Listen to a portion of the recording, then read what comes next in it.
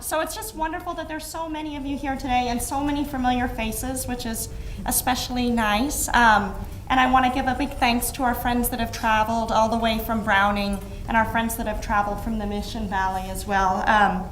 So again, thank you and welcome to this evening's Science Within Society lecture series.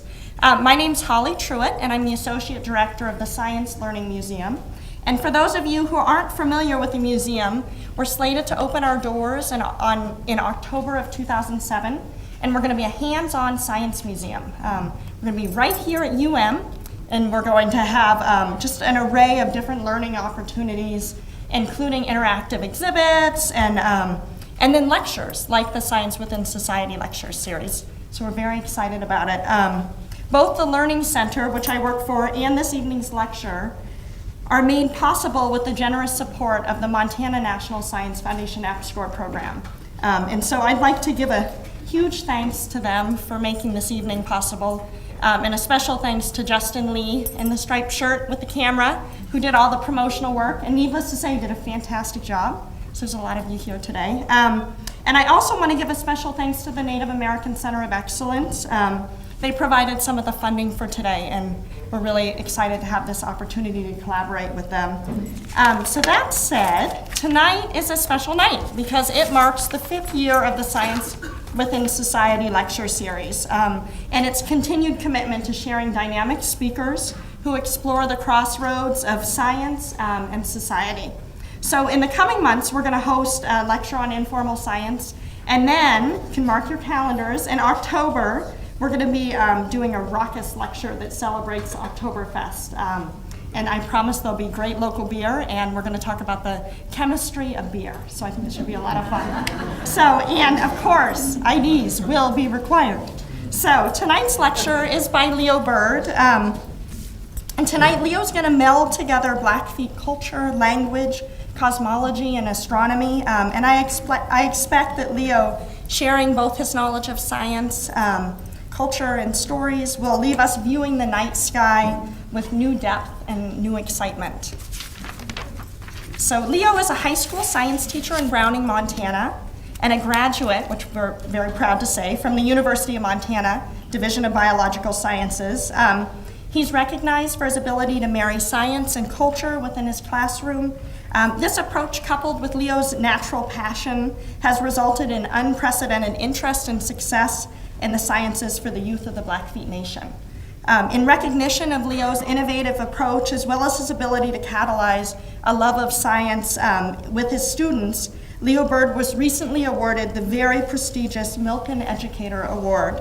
Each year, this award celebrates the efforts of some of our most talented, outstanding teachers in the nation, as well as principals and specialists in K through 12 education. So in the educational world, it's equivalent to sort of winning the Pulitzer Prize. It's a very big deal and a huge honor.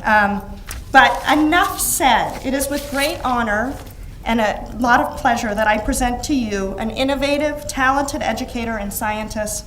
Please help me in welcoming Leo Bird.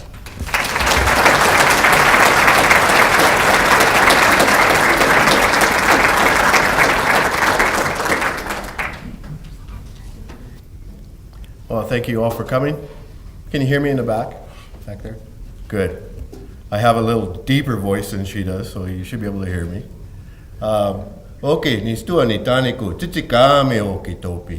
My name is White Swan Rider. I'm from the Blackfeet Reservation. Today we will be talking a lot about our culture and the Blackfeet culture, and I'm going to share some stories with you today. And in our way, in the Blackfeet way, it's customary to start out with a few good words. Good words. Today I'm going to ask one of my students, who happens to be one of my nephews, to come up in front here and lead us off with some good words. Jesse, could you come down? Jesse DeRozier is a junior at Browning High School. He's my nephew. Today we're talking about the cosmology or the Blackfeet Skies, how we look at the Blackfeet Skies, something that was beginning to be lost. Language was also one of the things within our people that was becoming lost. My nephew here was one of the students that was instrumental in maintaining the language is going to keep going. We look at it out there in our community and we see these young people coming up and they can speak the language and they understand the language, and we're happy about it. So they're going to be able to carry on these stories that we're going to carry on today. I'm going to turn it over to Jesse. He's going to say a nice prayer for us. Please stay seated the way you're at, and then we'll get started.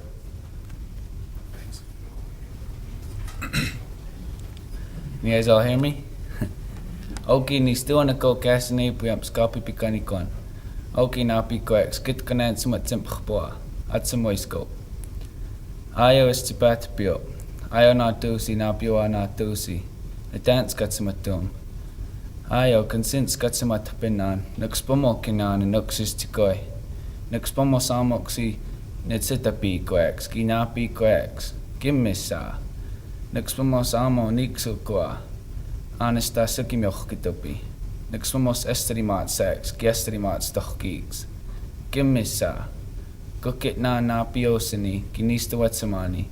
Ki kukit kamotani ki pipoch stoyem. Oki kanatapi, mochkokinan. Ken. Thank you, Jesse. I'm going to get started here as soon as we get the computer running up and running here, so we can. Today, I really the promotion has been really big for this. I hope that we can really pull these stories off and bring them out. A lot of the stories that I'm going to try to share with you today are from the Blackfeet. They're stories that take days and days and days to tell. I'm going to try to touch on a little bit of them, just to kind of give you a general idea of where I'm coming from.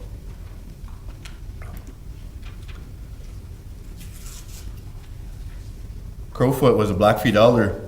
He came up with this saying about fireflies.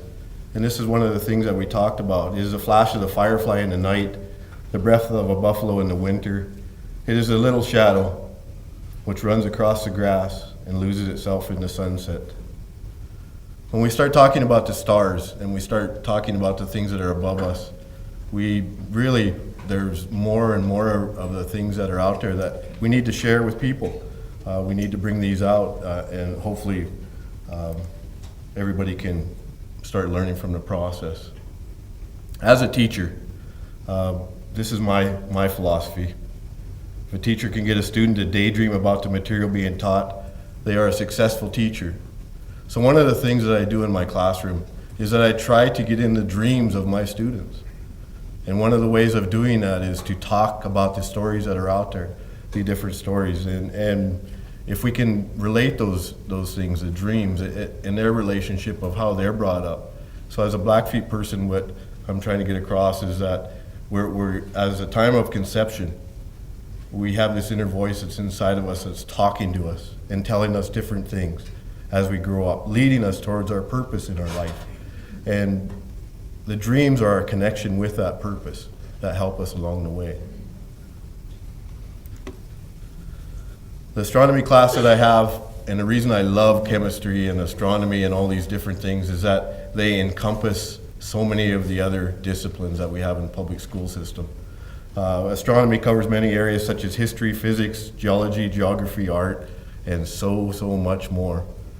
I developed my astronomy course that I teach in my classroom at Browning High School. I developed it when I was a college student. I was working on it.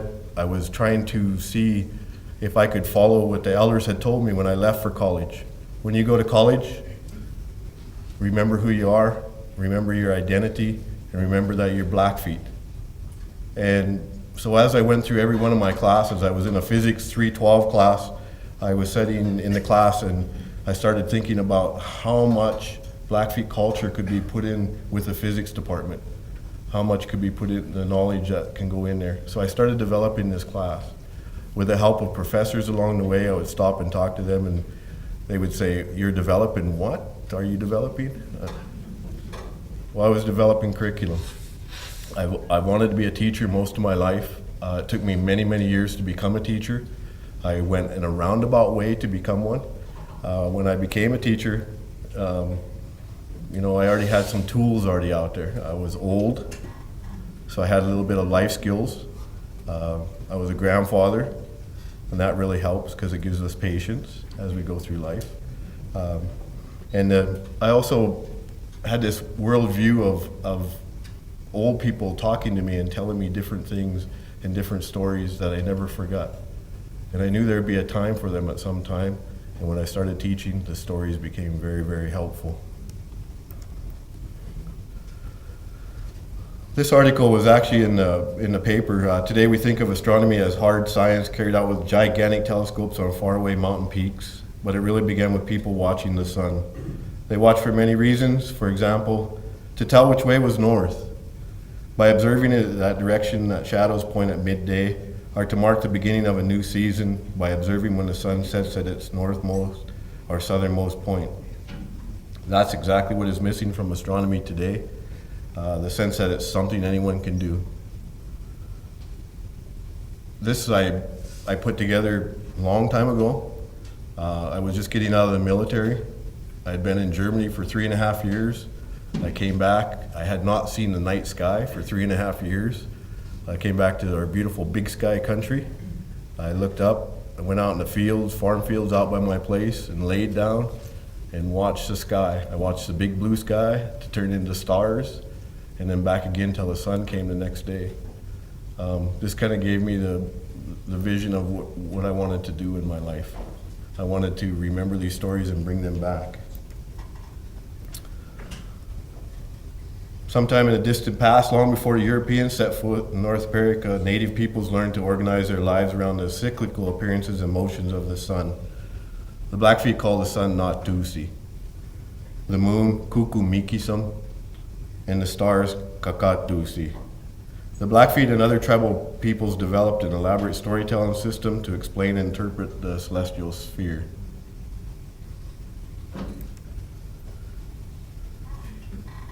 This is one of the things in those 3.5 years in Germany, this is one of the things that made me the loneliest, because this is my teachings through life was saying, whenever you're lonely, whenever you struggle, look up and look at the stars and remember the stories, and they will help you through your struggles. Well, this is one of the reasons why. This saying, and I never ever found out who said this, and if anybody can ever tell me, that would be nice. I'd like to give them credit for this because I use it a lot. Perhaps they aren't stars in the sky, but rather openings where our loved ones shine down to let us know they're happy. This is one of the things as a Blackfeet when we struggle, when we go through our struggles in life, we go outside, just us and the outside, and we make vows to the outside of things that can help us out there. And we call on our people up that are above us. Blackfeet call ourselves Nitsitapi. Most people call us Blackfeet. We have many stories of Aspumatopsiks who are part of our world and who have helped us and taught us many important lessons. Spumatops guide us on our journeys and define the seasons. All beings must coexist to survive in the world. The Spumatopsic stories are used to teach respect for all life and to encourage peaceful coexistence. We have many stories about people who have died and become stars. These stories remind us of proper behaviors.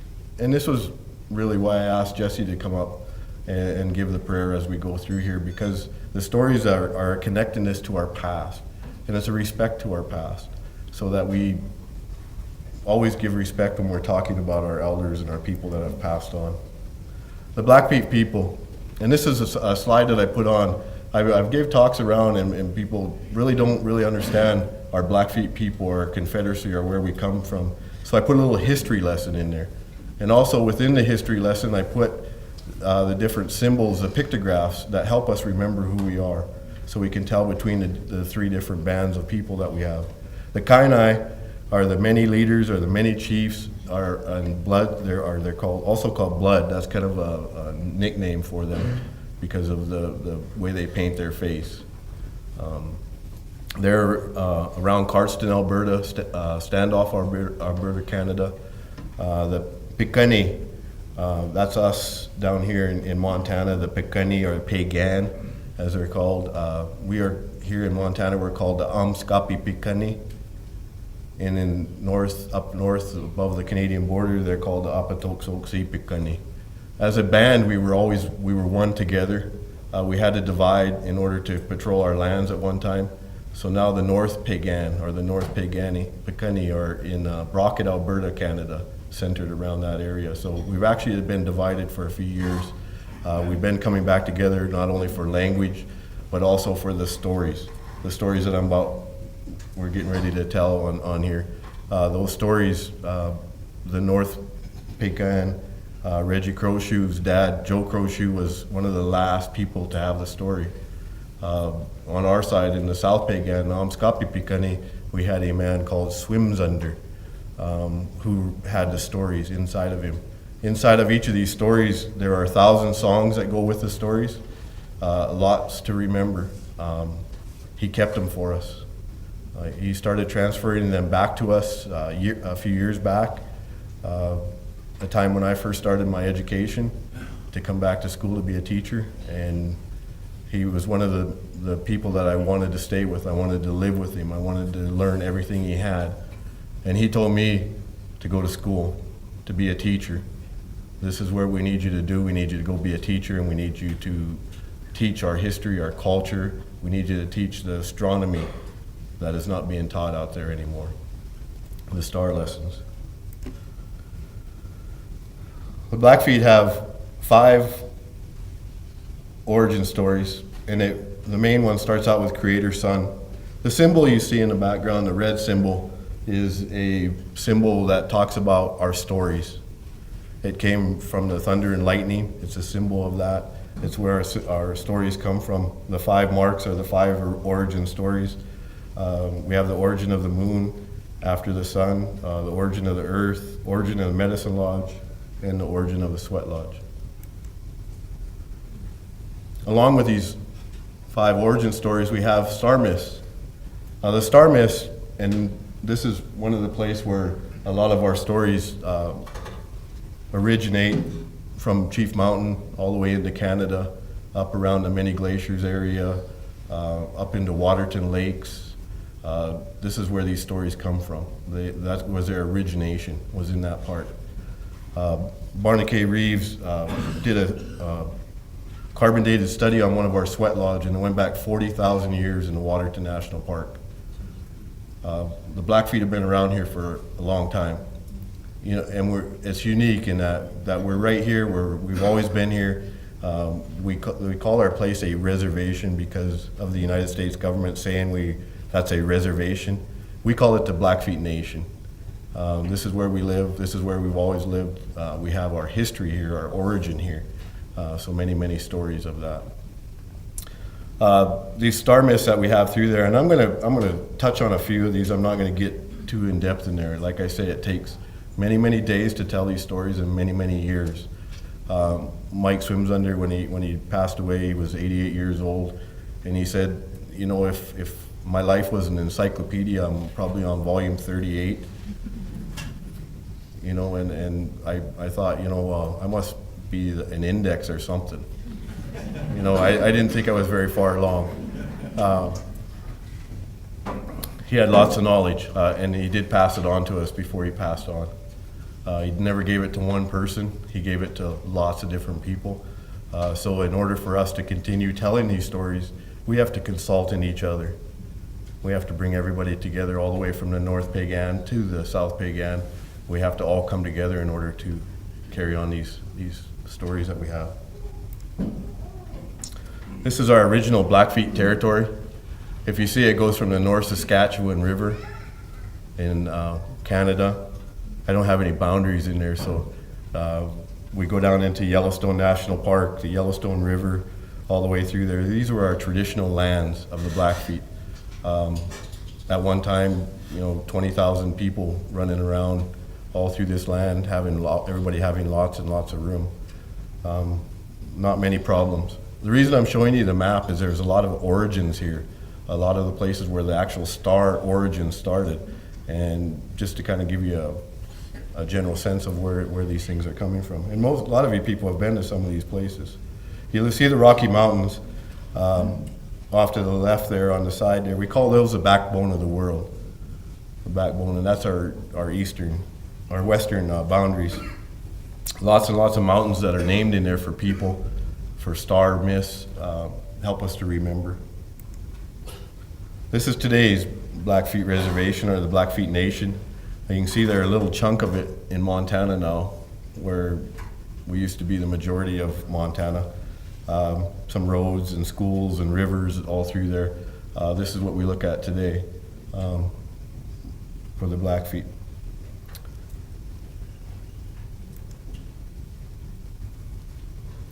The storyteller picture is one of those that I just added to this PowerPoint the other day. I gave a keynote a few weeks ago at a Indian Ed for All conference at Blackfeet Community College, and they gifted me with this blanket, the storyteller blanket, which was a big honor for me to have.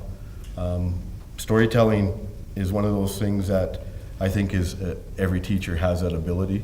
To be a good teacher, I think you have to be a good storyteller to be able to go through these. We Indians do not have written history like our white friends. Ours is handed down from generation to generation orally.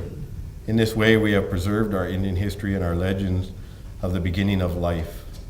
All history the native learns by heart and must pass it on to the little ones as they grow up. We natives preserved our history in our minds and handed it down from generation to generation from time unknown orally, from the time human life began. And this was one of our Blackfeet elders who was the first Blackfeet elder to write down our oral history. He was the first one to put it together, Percy Bolchild.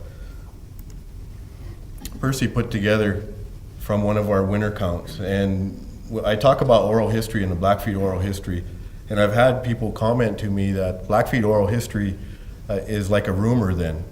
We could start it at the beginning of this room, and by the time we get to the end, it would be totally changed. And I disagreed with them in this respect, that we do have a written history. We tell it orally. We tell our history orally, but we have a thing called a winter count. And you read these from the east side of the hide, start on the outside and go around, all the way around in a clockwise motion until you get into the middle. And each of these pictograph forms are a way for us to remember the stories that the Blackfeet have, our people. Percy did a really, really nice job of following this winter count that we call it. And we call it a winter count because that's when we put it together. During the winter months, we would sit there and the old people would tell the stories and we would write them in pictograph format. We also used mountains, caves, rocks, whatever we could to help us to remember the different areas and the origin of the places where they came from. This is another winter count. It's 6 stories altogether inside of there, divided in, and you can see that they're always on a buffalo hide. We still do this. Our state championship girls, and we do have one of those players here today, when they won state, we made a pictograph or a winter count for them so that we could remember that. That was a great honor for them to be able to do that, for our young lady warriors to do that. We also use dancing robes or shawls. And if you look on the left side of this, the shawl up there, we have 5 circles on there, or 6 circles, and those are bunch stars. That's a bunch star story. We have the 7 stars on this side, and those are the Big Dipper. And those are really, we put these on many, many things because those are part of our origin stories. Those are part of our ways to remember them. So we don't just have one way to remember a story. We have many, many ways to remember them and to glorify them. In the center there we have Morning Star and Scarface, the story in there. We also hide the stories in our art. This is one of the things that we put it in our early quill work. Some of this is bead work. We put them in umbilical cords for when our kids are born. We put our symbols in there, the mountain symbols, the morning star symbols, all the way through. We make sure the stories are there. So they're art design to help us to remember, but they also are a way for each of us to be able to say, well, this is what this moccasin means. So it's not just to look good. And a lot of that today, we see that as a lot of people do it just for looking good, and they're not really sure why they're doing it. Because it does look nice. It does look really nice.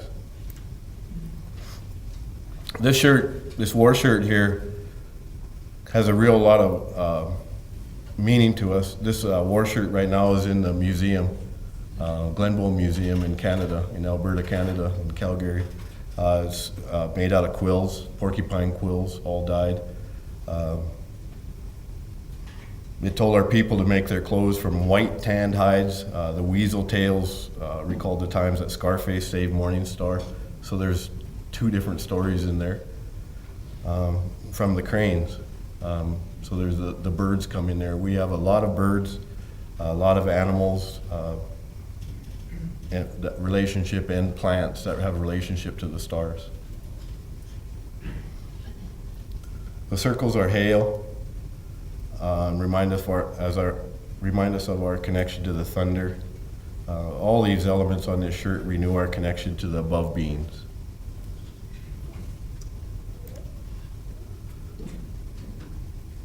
The buffalo were one of our most sacred animals.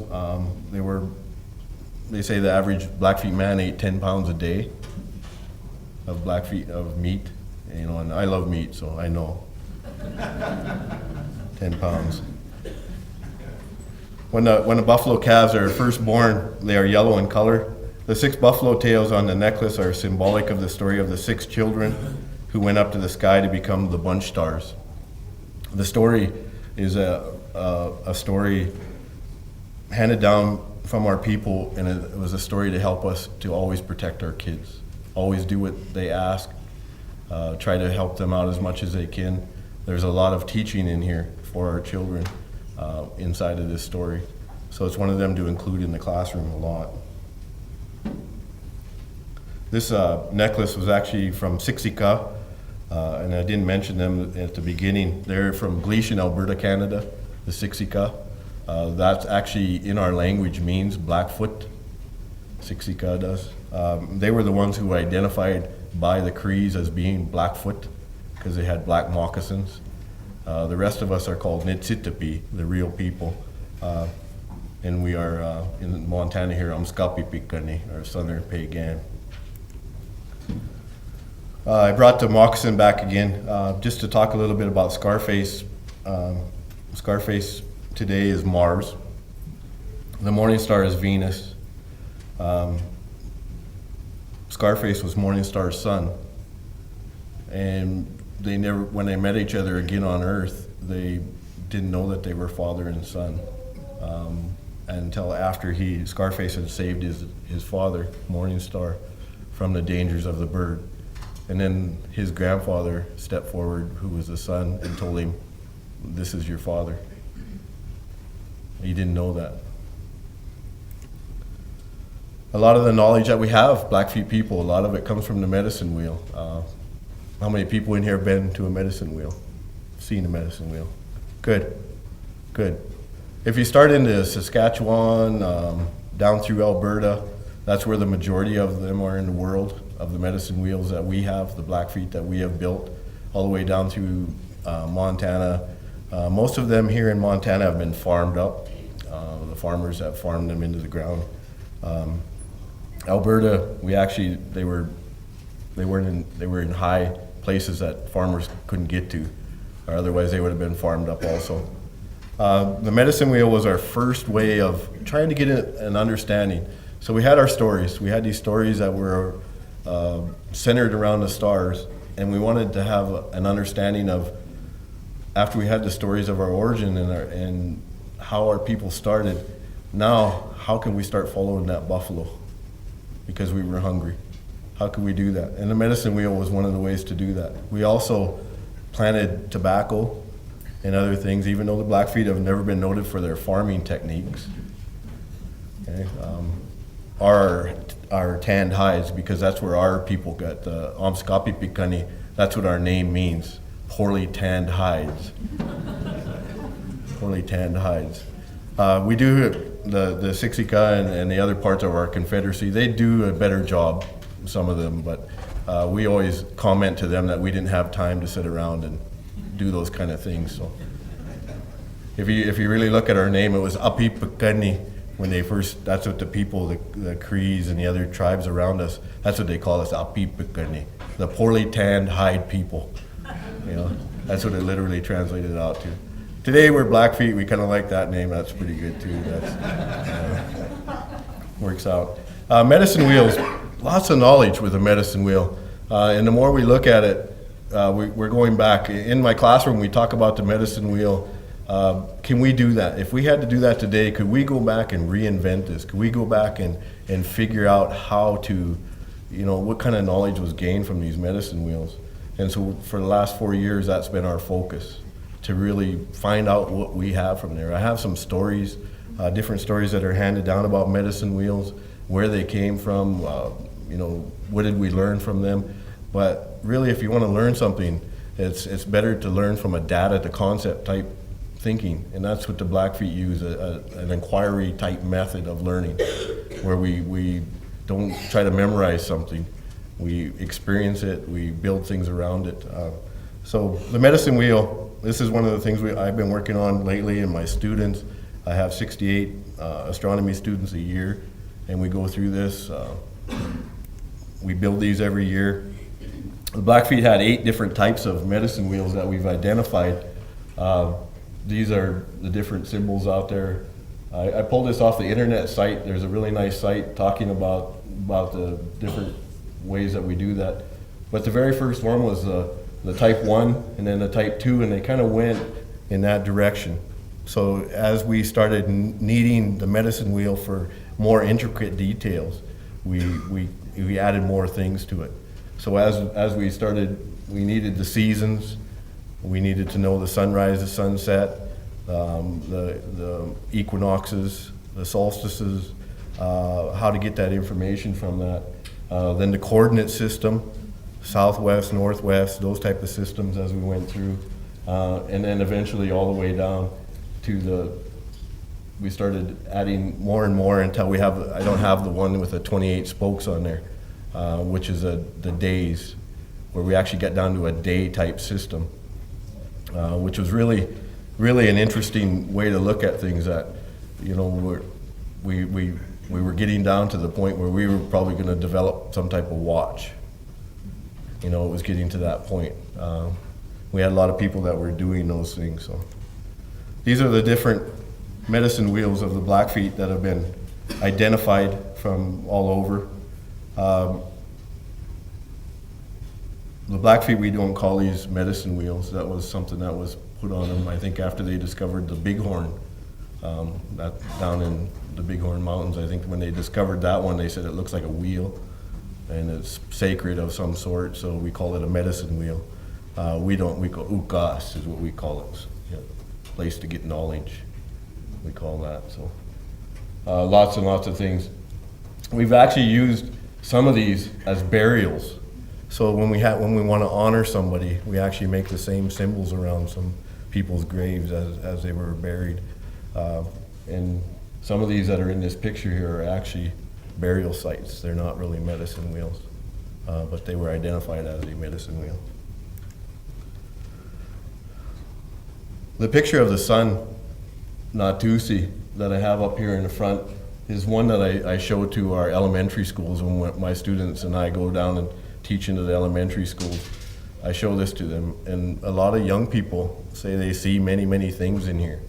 And as we look at it, we have a society of our people. They're called the chickadees. They're real young students. Their ages, they're 12-year-olds is the oldest that they can be to be in the chickadee society. Everything is run by them. They are the most sacred part of our people, they say. As we put up our sun lodge, they dance in, and everybody waits for their prayers. They say that they're so young and pure, they have not built up anything inside of them. So a lot of times we'll talk about the picture here, and this came out of Percy's book, Percy Bullchild's book.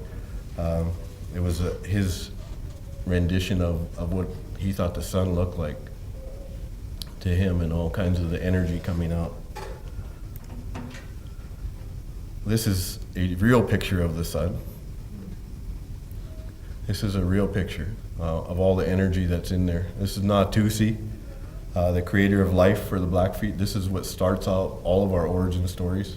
You can see the flares that are coming off of the sun, the energy that is coming off of there. Here in Montana, we from those flares, we get the northern lights dancing down.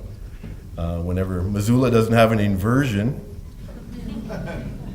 I've seen actually one or two here when I've lived here in Missoula to see the dancing northern lights, which is really a nice thing. I've had students go away to Arizona and different places, and they don't believe that we have that. It's still today in some places they don't believe that there's an existence of the northern lights. We know they are, so we're from Montana.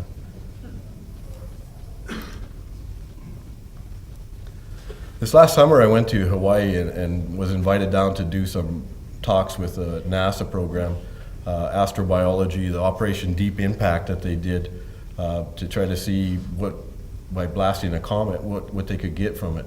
Well, this is actually an artist rendition of a comet hitting the Earth at an early time. And this is something that I told the people when I gave my talk in Hawaii, is that the Blackfeet have the belief system that the Creator reached down and grabbed off of the earth some mud, and then he blew a gas into it, blew air into it, and he made the moon, the first woman for the people. We called her Kukumikisum, means night red sky. Night red sky, if you literally translate it out. That's about as close as I can get to the true meaning of what she was called. So our grandmother, the moon, that's how she was made. And today NASA is saying that, that means more. When I was growing up in the 70s, they said the moon was a satellite that we captured our gravitational pull, and so that was a science I learned in school, even though my Blackfeet creation story said differently, so that this is how it was made. So I kind of like this, that this is happening today. This is Kukumikisum night red light. Looks really, this is almost like last night as I was traveling down here. I wish I had a camera as I traveled through the different places that didn't have fog on the way down. We got little glimpses of the moon. It looked really beautiful last night. So I knew it was a good sign. Every time I come to Missoula, it's always good. Morning star, Ipasuwats. Ipasuwats was the son of Natusi and Kukumikisum, and he's the planet Venus. We put him on all of our lodges to remember. The little symbol down there, that's a morning star symbol. But we also put him all the way up to the top in the sky region of our lodge. And the Blackfeet have painted lodges. We have on the top parts our sky region, our middle part of our lodge is our vision, our power, and the bottom part is our connection to the earth. This is Scarface, an artist rendition of Scarface, which is a nice rendition. He has morning star symbol on his chest, all quill work through there. That bonnet that he's wearing is one that was transferred down, and we use it in our sun lodge.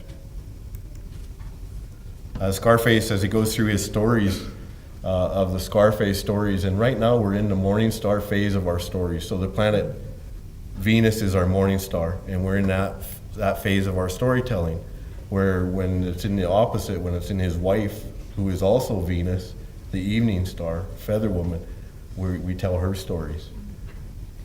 Right now we're in the Morning Star phase. We're telling the stories. This is a rendition out of Linderman's where he's smoking a pipe with the different animals that go through there. And Scarface, when he traveled to try to find the sun to help take the scar off his face, he met all these animals and received all these different powers. These are things that were put into our bundle system, our ceremonial bundle systems, to help us remember. So the knowledge that we have is out there. We have knowledge that is written, we have that, but we also have it buried deep inside of our ceremonies. And that was the reason that the prayer was said beforehand, because we always give that respect. The Big Dipper. Big Dipper in the moon. This is out of Percy's book. The Big Dipper we call Ikatsika Meeks. Ikatsika Meeks. It means literally the seven suns. The seven suns. And if you count the stars that are in the Big Dipper, there are 7 of them. What I love about the Big Dipper is that there are so many stories around the world about the Big Dipper. So that affirmation that all people had a similar story. The theme was a little bit different as we go through there, but that we were looking up and we saw the constellation and we put it together. So that's kind of neat that lots of people have these stories. This story here is actually, the story talks about how the sun and the moon and their 7 sons went through life, and how the first time that a man and woman had trouble in their life, they actually had infidelity of some sort, and they went through, in Blackfeet we call it chippying around. Some of these guys can relate to that. They can relate to that.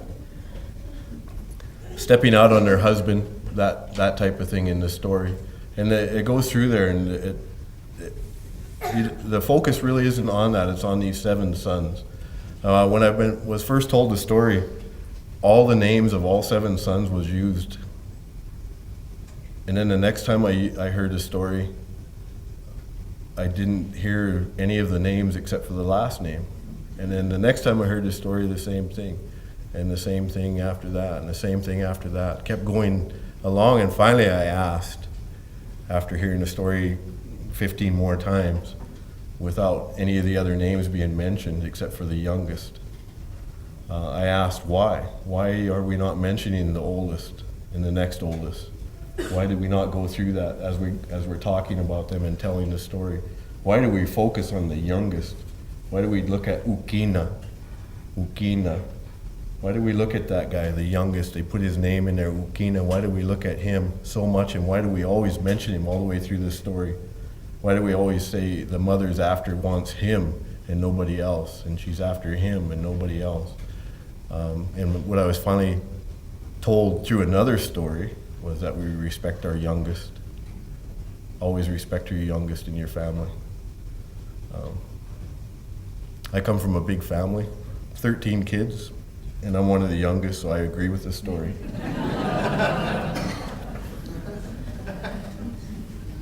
Respect the youngest. Respect the youngest. My brother's like that when I tell him that all the time.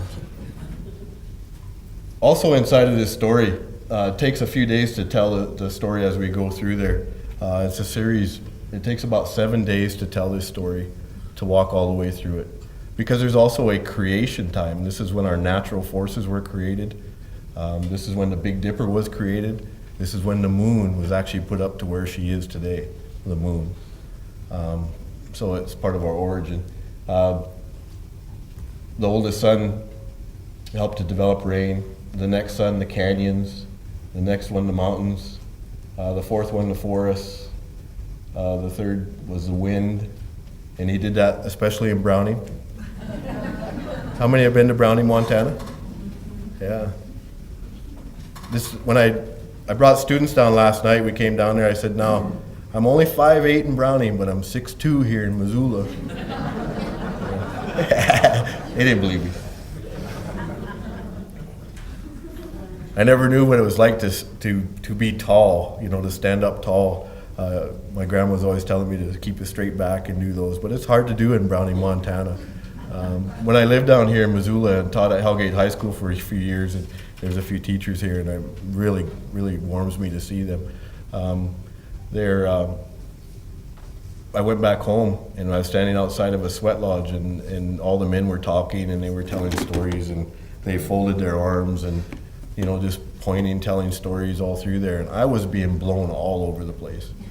My blanket on, I was going this way and that way, and I had lost my wind tilt, so I didn't have that.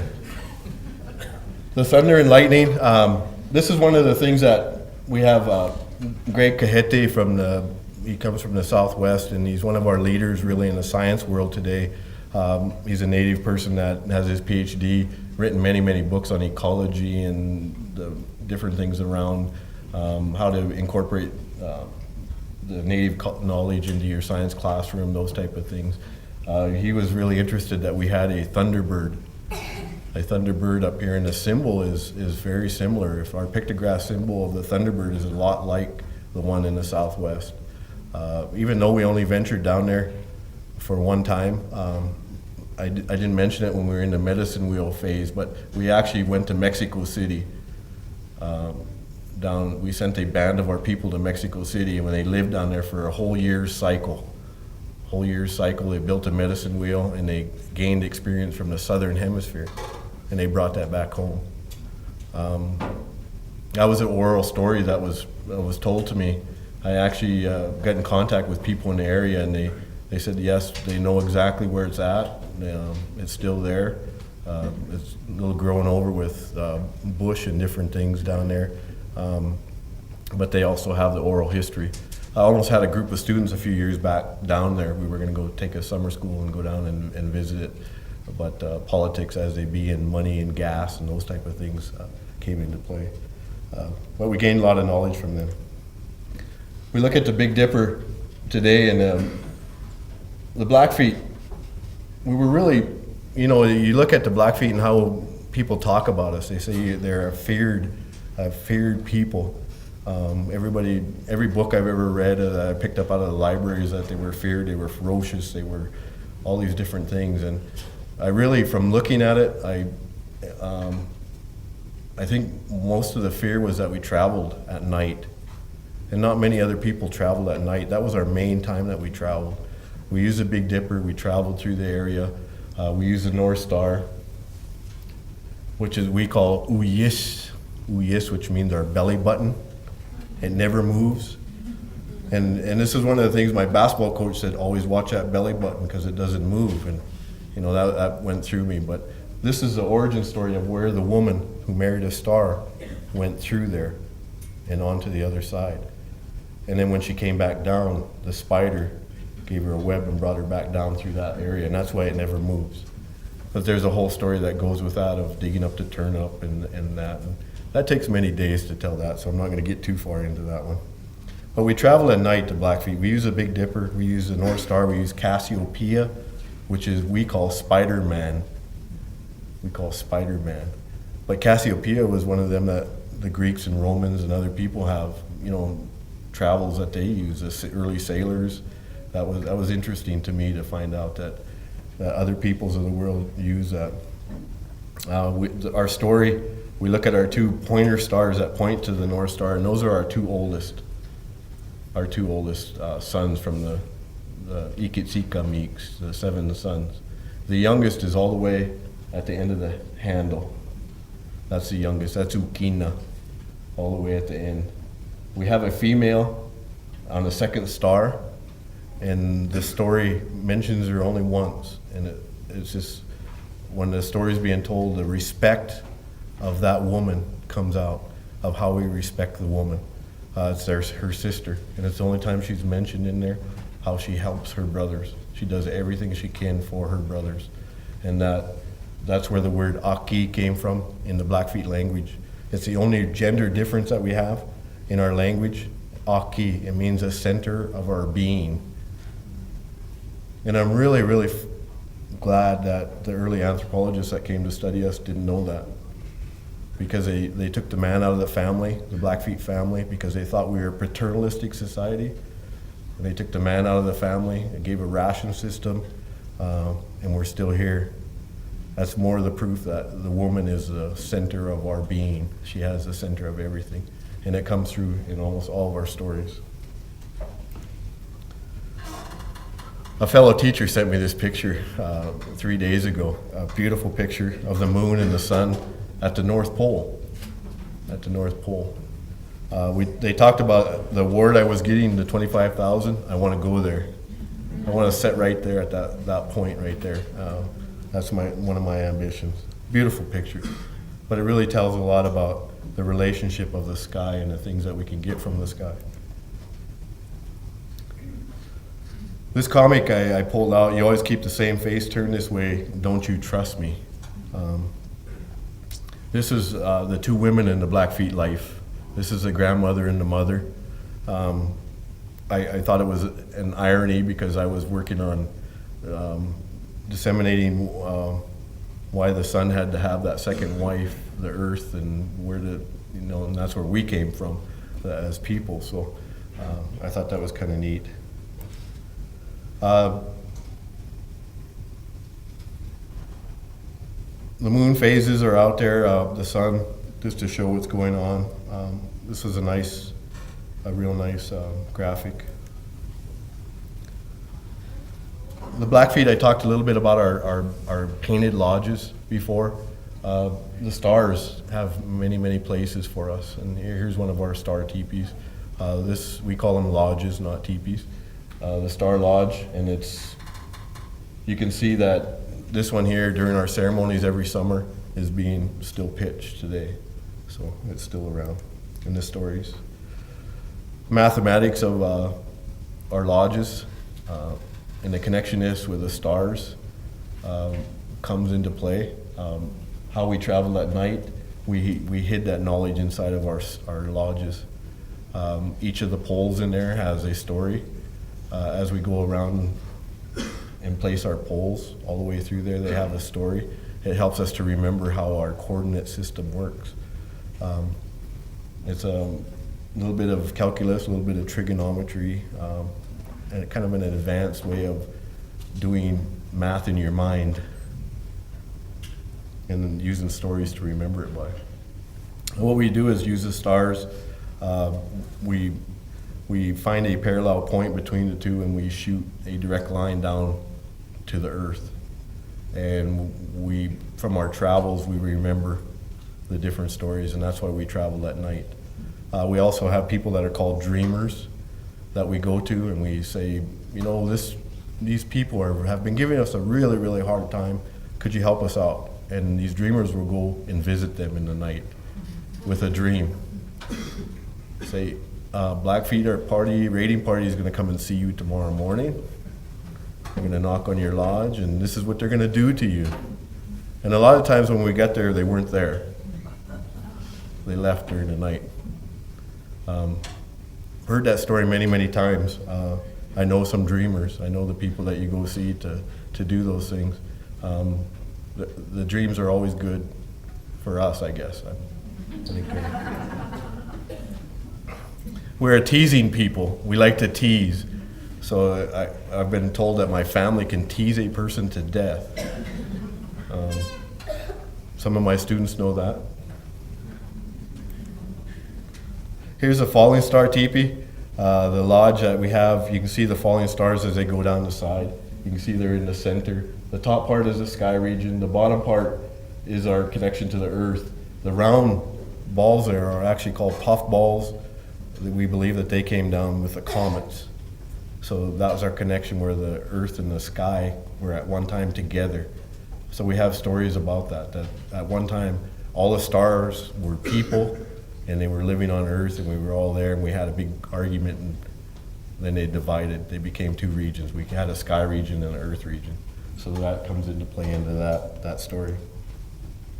The bunch stars I talked about before on our lodge, I can tell that this here is not one of ours. It's not a southern pagan. or a Amskapipikani. It's not one of our lodges because we have the bunch stars on the opposite side. We have it on the right side of our ear flaps. We have the Big Dipper on our left side. And that's the way they're positioned in the sky for us, where we live. Our lodge is always faced to the east.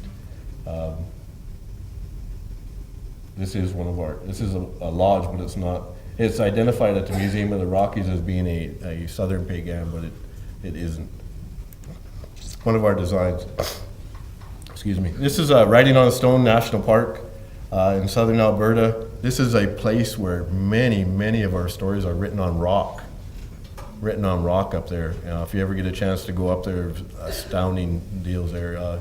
You may see some spirits running around, but it's a nice place, real nice place. As a young kid, I went there and rodeoed it many times. I've taken many people up there. Here's some of the pictographs that are actually taken right off of the stone.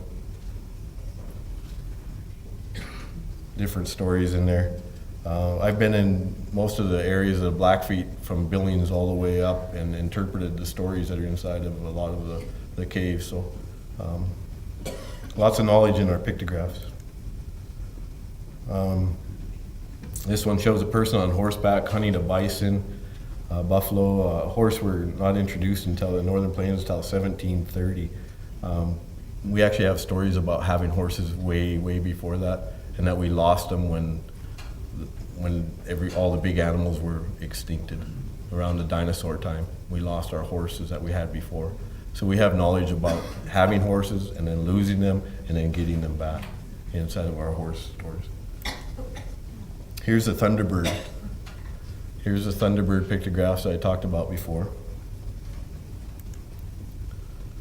The yearly cycle of the Blackfeet is divided into 4 seasons, and that's what we all have today, 4 seasons. Here in Missoula, you have 4 seasons, I should say. In Browning, we have, what do we have? Winter and spring? Winter and spring. The yearly cycle of the Blackfeet, we have 4 seasons. In the days when the buffalo still roamed the land, patterns of movement reflected the location of important foods. So we followed the buffalo. You know, that was why we needed the seasons, what was going on. We used it to help us plant vegetation. The spring we call Mutuyi. Mutuyi is what we call the spring.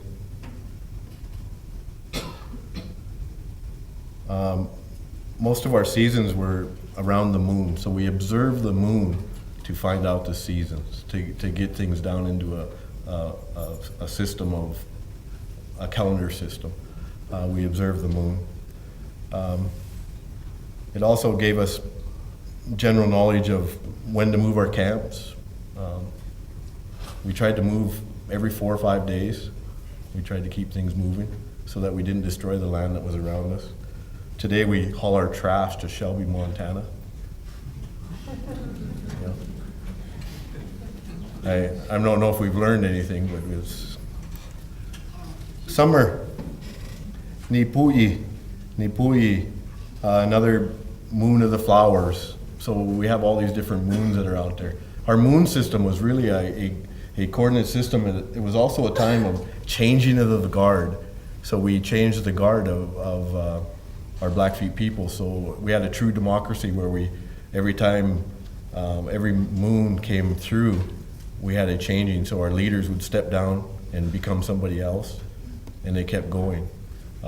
So our moon system was real intricate, and it not only cut us down into summers and that, but it also kept us happy. The fall is Mukwi, when the leaves are yellow, and the time of the first frost. So this is the time for all of our people to get ready for winter. You notice if you've been up in our land in the winter time, we get real deep snow. We haven't had it lately, but that's when we get it, so better be ready for it. The winter, Stuyi. I like the name Stuyi because Stuyi for the Amskapipikani here in Montana means it's cold. And it's the same thing we say when we want to order ice cream. Stuyi.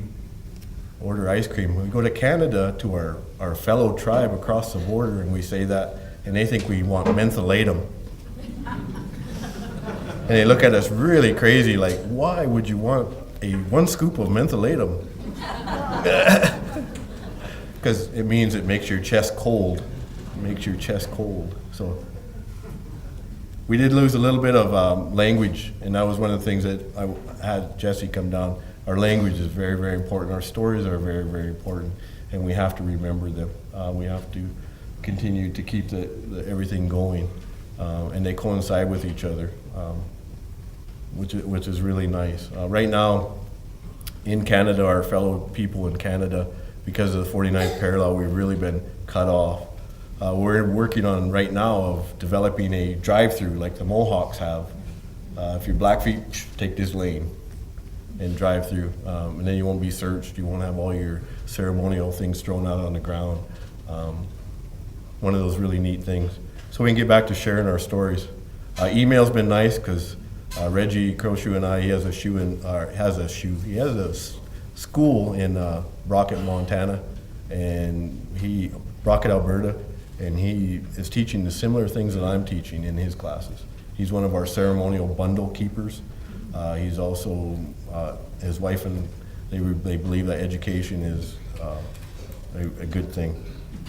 Our elder stories taught us how to look into the future by observing the warnings of animals, and how to know the different moons by watching the change of the seasons, by studying the habits of the birds and wild animals, and to know the signs in the heavens. All winter long, beaver bundle holders notch in their calendar sticks the passing of each day. I talked a little bit about Swims Under, who was our last elder. He kept that for us. This whole knowledge of the calendar stick, the songs, 1,000 songs, it was all hid inside of the beaver ceremony. It's our original educational ceremony of the educational proponent of the Blackfeet. So all of our scientific and math knowledge came out of this bundle. It was our original bundle. We got these back out of the museums. Right now we have 8 of them back in Browning, Montana, and the knowledge is being spread by many, many people. The science is back out again. We haven't lost it. It's there.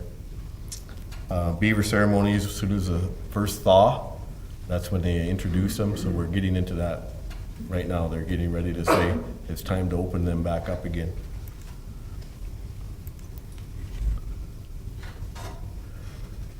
I wanted to save a little bit of time because lots of people came and said, I have lots of questions. So I want to give some time for some question and answer. This is the end of my presentation for today. This is the longest I ever talk. Ask my students. I never talk that long. 5 minutes and we're into doing something, getting hands-on. If you have any questions, yes, sir. What's the Blackfeet name for Spider-Man? The Blackfeet name for Spider-Man. It's similar. It's awakas. Awakas. It's the deer and the antelope, and it's how they move. The spider. Yeah. And if you put pronunciation in different spots, it means deer, and the other means antelope, and the other means spider. So they're different. Be careful how you say it. But they all mean they move real quick, side to side. They have movement. Any other questions? Yes, sir. What was envisioned with Cassiopeia? What was the vision of Cassiopeia? Yeah. Cassiopeia to us was the Spider-Man. Oh, That's the Spider-Man, and that story comes from the woman who married his star. She married Morning Star, and they went up into the heavens, and to make it real, I'm going to go real short with it. They went up into the heavens, told her, don't dig the turnip up. She dug the turnip up. They sent her back down. The spider spun the web to bring her back down. So that's our spider. And if you look up, you can see the W in the sky. That's the spider that's up there. The Greek and Roman Cassiopeia, the queen, great story also with the Greek and Roman. Any other questions? Yes, sir. Traditionally, when the stories were told, were they told in groups at whole days, or were the stories told intermingled in with other daily routines? whenever we had downtime. So the question he asked is, when did we traditionally, how long were our stories? Did we just sit around and tell stories for days and days and days? Sometimes we did. Sometimes we did. I said this story takes 7 days. Well, when Swims Under first told us the Scarface story, the healing sweat story, how they removed the scar from him, it's the reason the Blackfeet opened their sweat lodges 4 times, is because of that. Well, that was 4 days. He told that story 4 days. It took you 4 days to tell the whole story. But we went into the sweat, he told a portion of the story, and then the next day we went into the sweat again, told another portion of it, a series of 4 days to go through the whole story of that. Some of them take 7 days. Most of the time, most of our stories are in the winter months or during the Sundance Lodge. When we put our Sundance encampment up, it's about 12 days altogether to finish the whole ceremony, from the first tongues that we cut and hang and dry all the way to the end. And during that time was a time to tell the stories also for the Blackfeet people. Yes, ma'am. I've been in discussions, do you call yourselves Blackfoot or Blackfeet? And then you also mentioned the fact that were called that way because of your moccasins. Why were they black? Was there a reason that you did them black? That's a really nice topic. 1972, we became proper because there's more than one of us. We became Blackfeet.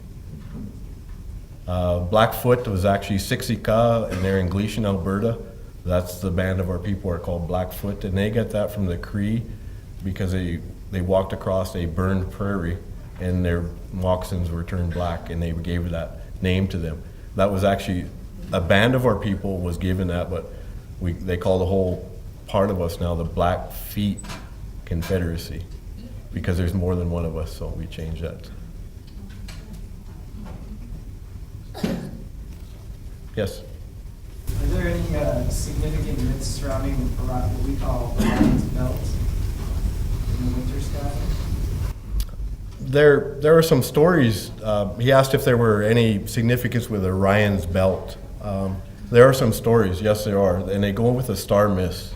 They talk about it. I have a bunch of them. Clark Whistler and David Duvall wrote a mythology of the Blackfeet, if you would like to get into that story. It's in that book. It's called The Mythology of the Blackfeet by Clark Whistler and David Duvall. David Duvall was a Blackfeet member, so he helped him write the book when he was there. Any others? Yes, sir. Two related questions. I'm interested with what kind of luck or success do you have with Blackfeet young people getting into and really absorbing some of the traditional stories? And the related question is, using those stories, what success do you have in letting them be a successful lead into their understanding some of the science? That outstanding. I hope I can paraphrase this a little bit. The question is, he asked me, how do my students relate to this? Today's student? That's always a question I get. How do they relate to our stories? Are they finding a connection with math and science and the things that I've found that connection? Could my students stand up back there, please?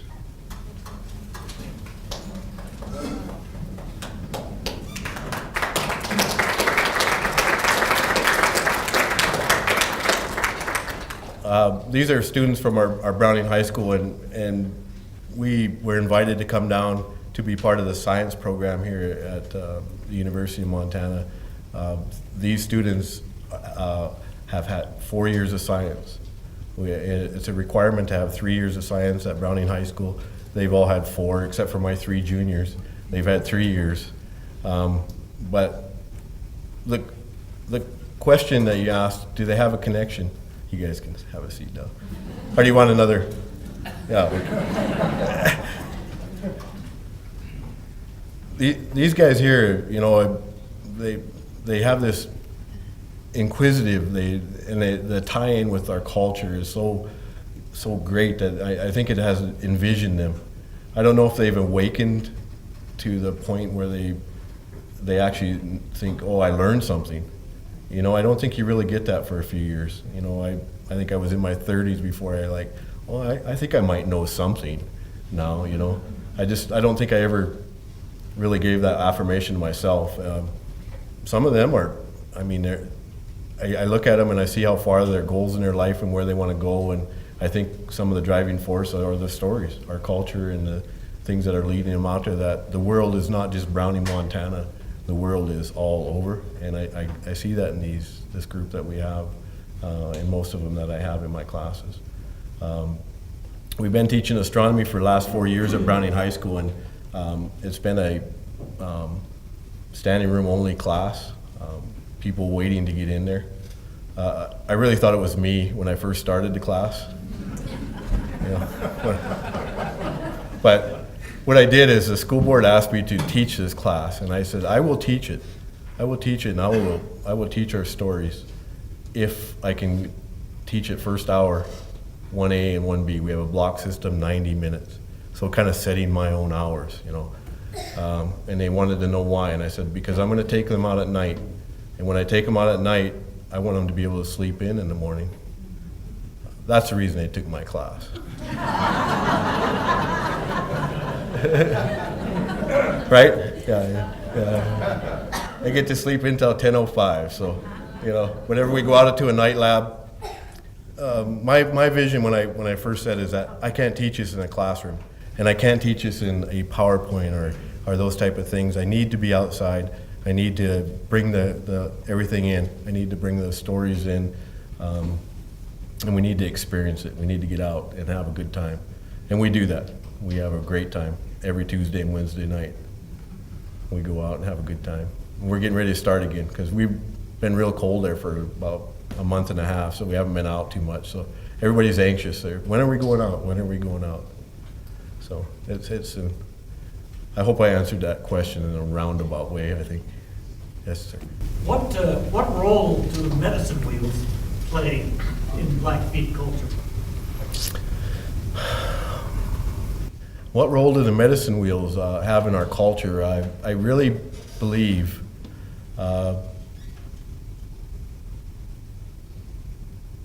past knowledge, because we don't use them today. We've gained, it's kind of like, okay, we have a calendar, we have a watch, we have all these different things that are out there. We still use them for burial. So to honor somebody, that's very, very important. We will make a medicine wheel type symbol around their grave. As far as doing science work, I don't know of anybody doing that anymore. I think that'd be going so far back to try to relearn that. In my classes, we're doing it. We're trying to go back. In my course that I have, we try to go back and build these and try to gain an understanding. So kind of go back a little bit. Can we reinvent the wheel if we had to? Could we reinvent the knowledge if we had to? If we had ever lost any of this stuff? So a way to go from data to concept, back to the inquiry approach. So I'm not telling them, this is what we learned from the medicine wheel, this is what to let them experience it, to be part of that. In Montana, I said the majority are gone here in Montana. We do have the Bighorn way down there, and that's a long ways for us to go.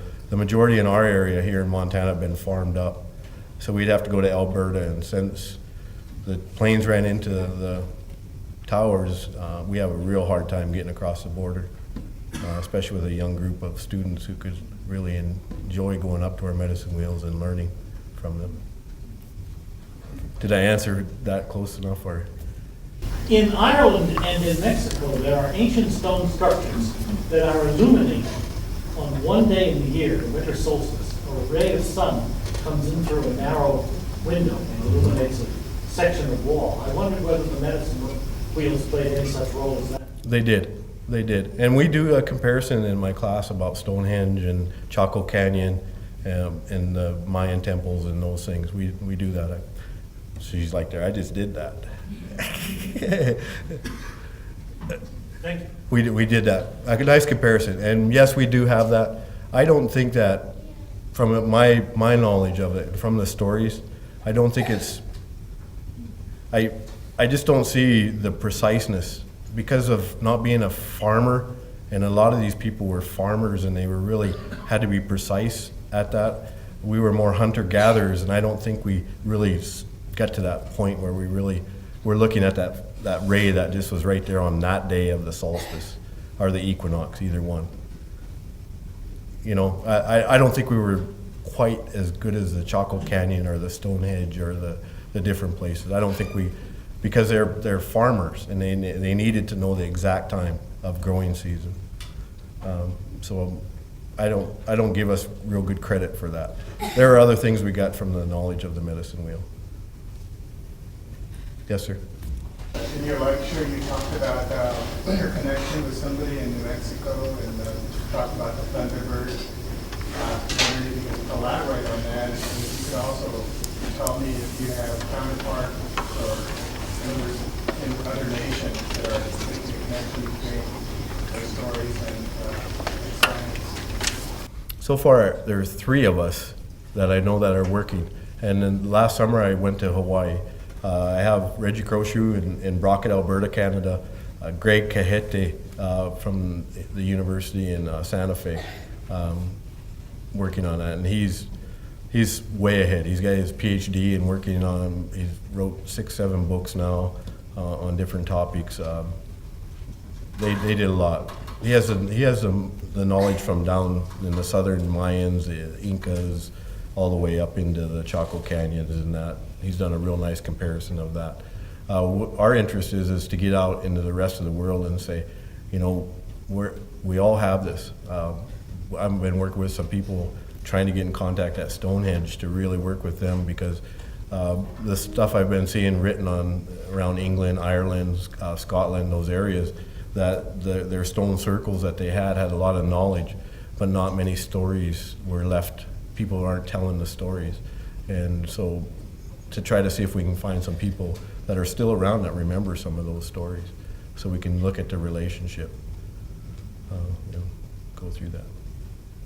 I see one way, there you go. Right. Do you have plans on doing more of these lectures and maybe breaking the story down to one story? Yes, I do.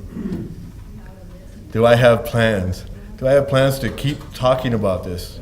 Like I told them, I have lecture will travel.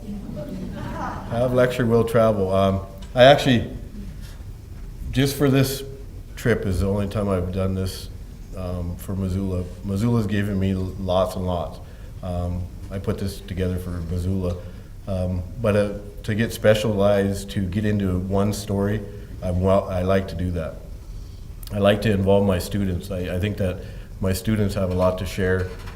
We like to travel. We did open the Astro Fair a few years ago with our storytelling and putting together our pictograph forums and our stories, sharing them with youth. We love to work with schools. I believe in the system. You teach, you learn 95%. You retain 95%. I believe in that, and I try to get all my students out and in the classrooms and help out. So I have lots of little teachers ready to come with me. If you guys want us to come out, we'll gladly do that. We like to travel. These guys really like to travel. Yeah, they're ready.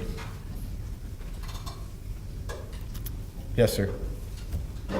What part of what you do would you like to see most shared with students who are not Blackfeet? Spreading what you do to other classrooms. What about it do you think would be appropriate, or would you like to see shared most with other? I really think that he's asking if what is the appropriateness for other peoples other than Blackfeet of learning this type of material. I really think that this material is not just Blackfeet. I think it's for all people. I think that all peoples of the world had similar stories and ideas and science and math. I think that all these things were there, and if we need to get outside and experience them again. I think the classroom has hindered us a lot from, not experiencing our whole environment around us. And here in Montana, we lead the nation in those things. I think that we really, we got pristine land left and things out there, and we don't ever leave child behind, I don't want to coin that phrase because I don't care for the phrase too much, no child left behind, because I don't believe we've ever done that here in Montana. I think we've always kept our students at high levels, and as long as we continue to pull things out, I've done this for many, many people, talked about our stories, our culture, here at Hellgate High School, shared it with the teachers. Jim here I haven't seen him in a while, and it was nice, he still remembered some Blackfeet. We used to spend lunch hours learning the Blackfeet language. He was a teacher here, he still is a teacher here from Hellgate. It was nice, he wrote me letters a few times, choked me up. That affirmation of I respect who you are, and I respect who you are, and you just keep sharing that back and forth. I think we all need to share our ideas and where we come from and our teachings with each other. We may hit a button someplace. We may find out that, hey, I remember this story. I remember this story, and start pulling those things out, because we need to remember the stories, our history. We have a proud history here in Montana. We have a proud history of people coming into the state, have a lot of background. We need to pull that back out and get our meaning back to who we are as Montanans. Yes, sir. You mentioned at the beginning of your presentation the cosmology seed. Could you explain a little bit more? That is the way he asked what the word spumatopsies, the above beings. That's what we call our above beings. We have when they split from us, when our stories come back and they talk about when they became the above beings, there was they said that us earthlings treated them bad, that we didn't play good with them. The children didn't play good. We were fighting and teasing them, and so there was a dissension, and then they went up and became stars again. That's when they get that name. That means the above beings, and we pay honor to them. We also have the below beings, the people underwater. We also talk about them.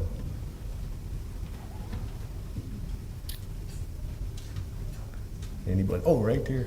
Yes. Yeah, are there any stories associated with women and pregnancy and birthing? Lots and lots of stories. And the old ladies tell me that's none of my business.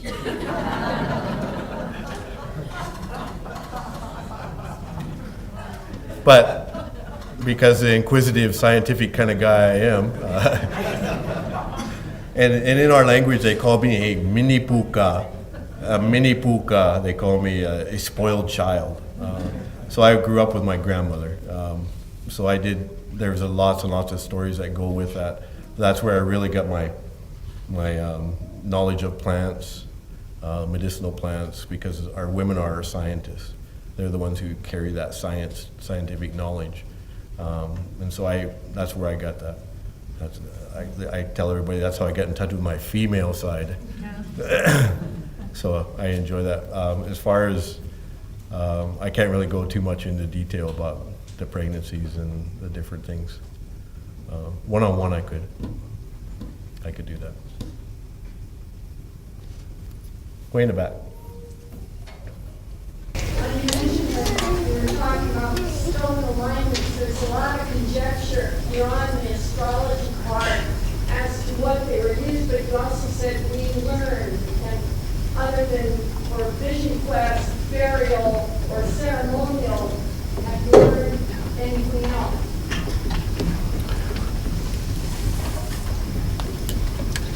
She's asking if we've learned anything else from the medicine wheels or stone alignments.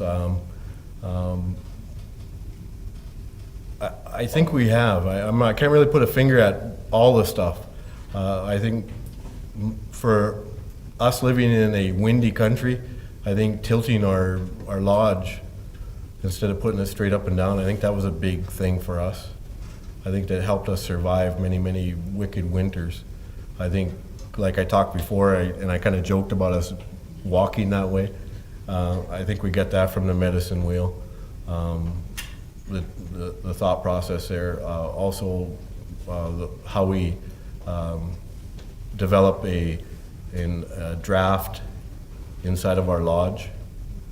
How we get that convection going the R value, so we have the insulation, we have the circular motion that pulls the smoke up and out of our lodge. I think that knowledge we still use today from the medicine wheel.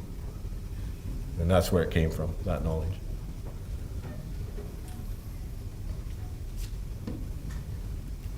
Anybody else? Well, I thank you. Thank you all for coming.